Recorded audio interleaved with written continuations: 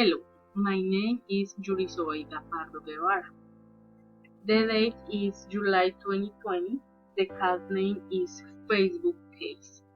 Facebook is a company created in October 2003 by Mark Zuckerberg, who created it is a website to entertain his Harvard classmates and was called FaceMash.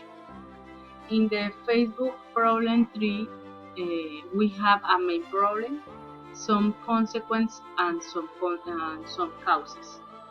The main problem is continuous desertion of employees because some causes. The first cause is employees do not are in accordance with the company's policies and values because information breach has been generated from many users of the social network.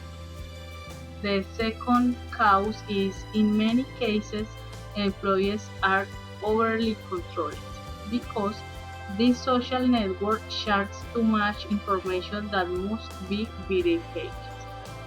The third cause is the company faces a threat of action from the government of the United States because various governments call for regulation and heavy fines. The consequence. The first consequence is high economic costs are generated because increase of requests for internal transfers.